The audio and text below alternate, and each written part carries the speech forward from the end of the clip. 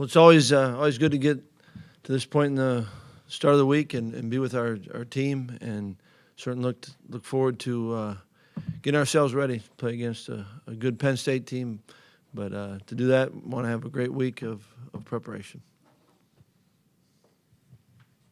Paul, Jack didn't play as much against Rutgers as he did against Northwestern, fewer passes. But in terms of how he handled things, what did you see when you got a chance to study it?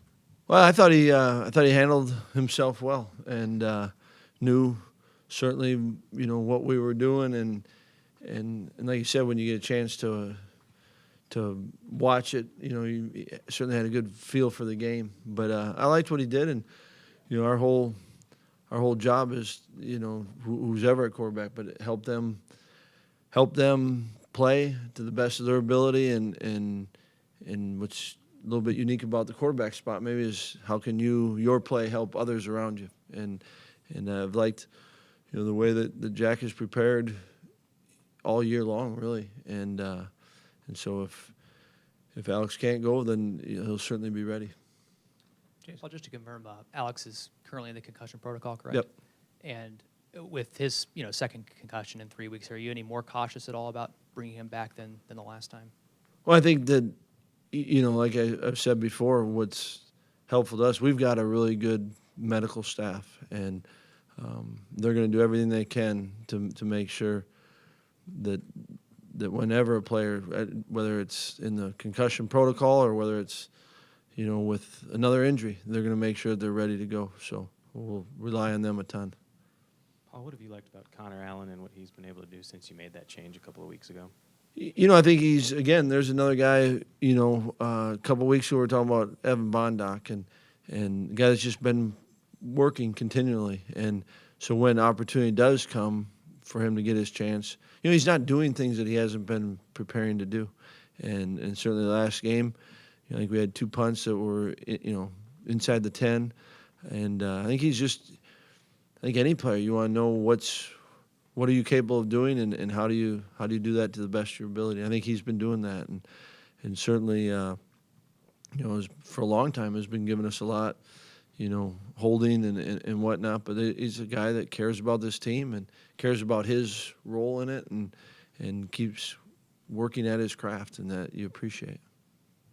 Jeff. Paul, Penn State statistically is, I think, tied for first in the league in sacks, and their ends look to be really active. Are they just beating guys one-on-one, or are they also scheming and getting some free rushers going?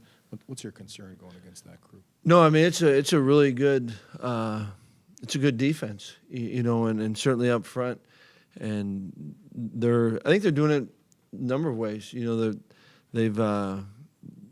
beating guys what you'd say would kind of clean rushes, and and so many times too when you see sacks, I mean, there's other guys disrupted and then maybe another guy finishes it. I mean, it's an active front, but they also do a great job of adding in, and whether it's linebackers or secondary. And so I think they've got a well-designed scheme, and their players they play fast, and in our opinion, they got good players doing it. So it'll be a real good challenge for our whole group.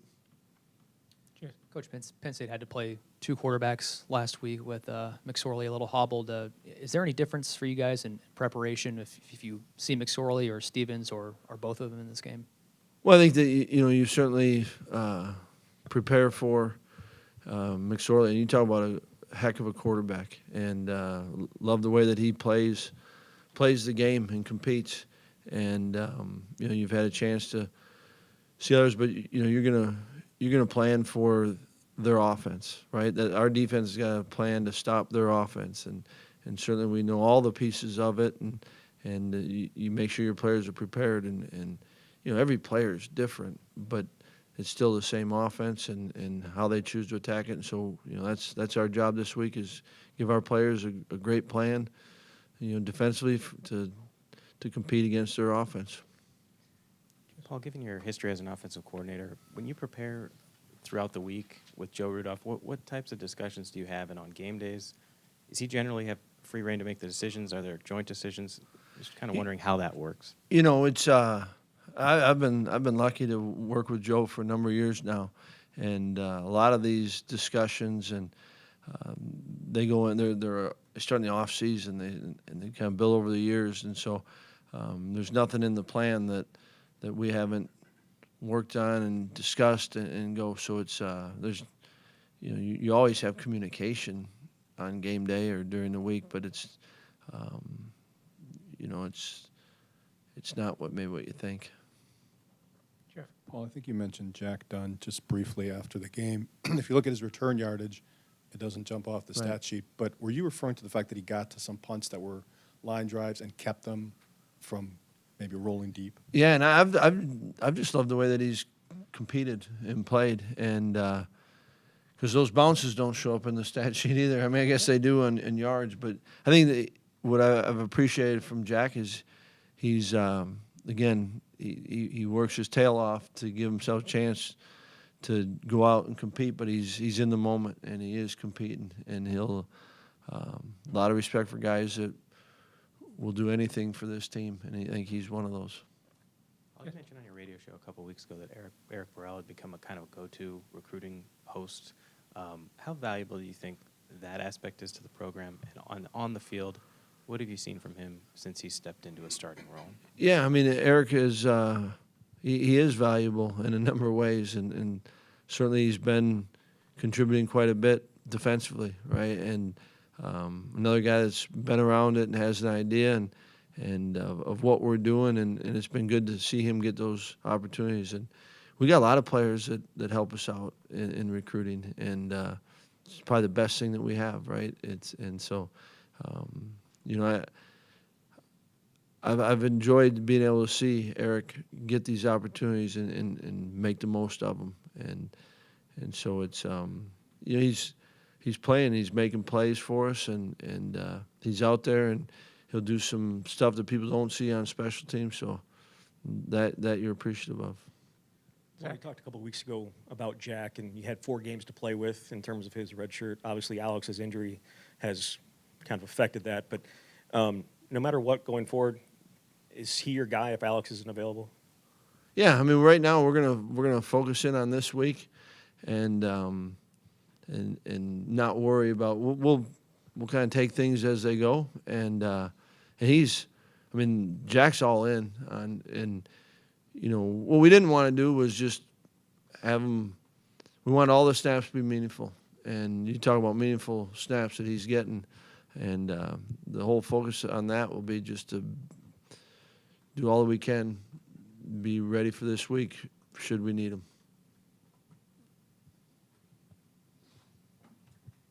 Well, after watching the tape, how do you feel like Bryce Williams did in his first start?